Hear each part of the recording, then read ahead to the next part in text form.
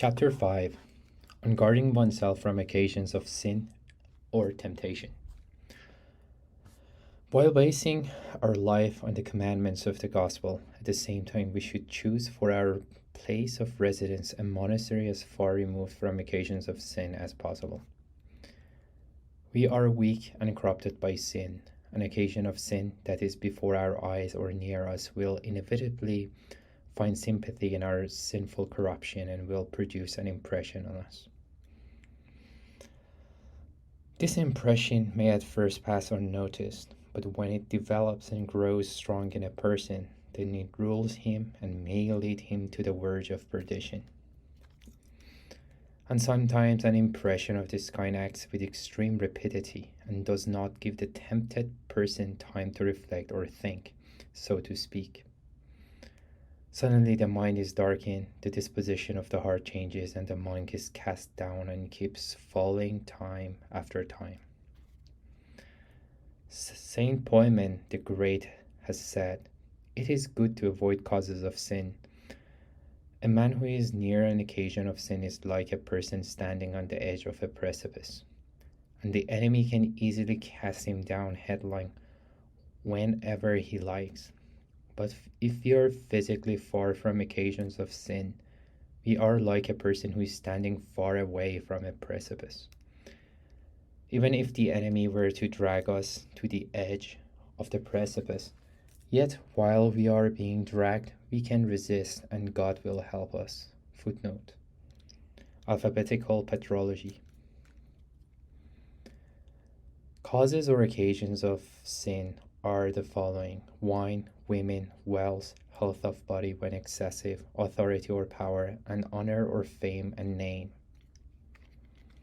These, says Saint Isaac the Syrian, are not sins in themselves, but on account of our weakness, and as our nature is easily drawn by them to various sins, there is need of peculiar caution in regard to them. Footnote: Saint Isaac the Syrian, Mystic Treatise, Chapter 5 of English translation. The Fathers forbid postulants to choose a monastery that is famous in the eyes of worldly people. The vainglory that the whole monastery shares must inevitably infect each individual member as well. Experience shows that all the brethren of a community can be infected with the spirit of vainglory, not only on account of the material privileges or superiority of their monastery, but also on account of the high opinion of lay people concerning the special piety of its rule. Hence arises scorn for the brethren of other communities, which implies pride, and this saps the possibility of progress or success in the monastic life, which is based on love for our neighbors and humility toward them.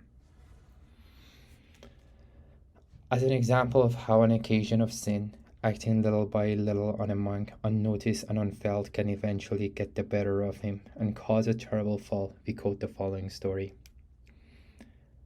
In the Egyptian Setis, footnote, Setis is the Wadi el Natron, a 22-mile-long below sea level depression to the west of the Nile Delta in Egypt.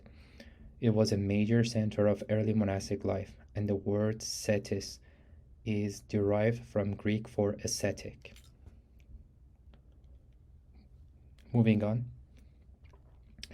There was an elder who had fallen seriously ill and was accepting the services of the brethren. Seeing the brethren working for him, he thought of moving nearer to civilization so as not to trouble the brethren.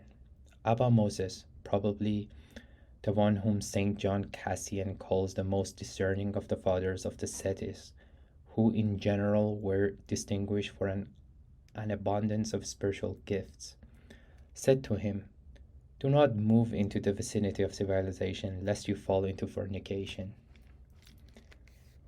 The elder was surprised and offended by these words and replied, "I have a body that is dead, and is that what you are talking about?"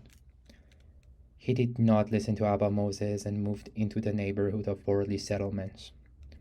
When the local inhabitants heard about him, They started coming to him in crowds, and a certain young woman came to serve him for God's sake. He healed her. Evidently, the girl had some illness, and the elder had the gift of working miracles. Then, some time later, he fell with her, and she became pregnant. The local inhabitants asked her by whom she was pregnant. She replied, by the elder. They did not believe her. The elder said, I did it, but save the child that is due to be born. The child was born and was fed at the breast. Then, on one of the feasts of the Cetes, the elder went back with the child on his shoulders and entered the church when all the brethren were gathered there. When the brethren saw him, they wept. He said to them, you see this child? It is the son of disobedience. After that, the elder returned to his former cell and began to offer repentance to God. Footnote. St. John Cassian, the Cenobitic Institutes and Conferences, First Conference on Discretion. Such is the power of temptation when a monk is brought face to face with an occasion of sin. The gift of healing did not prevent him from falling into fornication. His body that had become dead to sin through old age, sickness, and prolonged monastic discipline, again revived through being subjected to the constant or frequent action of temptation. As an example of how an occasion of sin can instantly affect a monk, darken his mind, pervert his heart, and cast him headlong into sin, we again cite a church story. The bishop of a certain town fell ill, and all despaired of his life. There was a convent of nuns there. When the abbess learned that the bishop was desperately ill, she visited him, taking 2 sisters with her. While she was talking to the bishop, one of her sisters, who was standing at the bishop's feet, touched his foot with her hand. From this touch, a fierce conflict of lust flared up in the sick man. The passions are cunning. He asked the abbess to leave the sister with him to serve him, offering as a pretext for his request that his own serving was unsatisfactory. Quite unsuspecting, the abbess left the sister. Through the action of the devil, the bishop experienced a return of his strength and fell into sin with the nun, who became pregnant. The bishop left his diocese and went to a monastery where he ended his life in repentance, and God gave evidence of his acceptance of his repentance by granting the penitent the gift of working miracles. Footnote. Alphabetical patrology. Such is our weakness, such is our infirmity, such is the influence that occasions of sin have on us. They have caused the fall even of holy prophets. Footnote. 2 Samuel 11. And holy bishops and holy martyrs and holy hermits or solitaries. All the more ought we who are weak and passionate to take all precautionary measures and guard ourselves from the influence of all such occasions. The passions in monks are hungry. If left unwatched, they will bring on the objects of their desire with the fury of ravenous beasts loosed from their chains.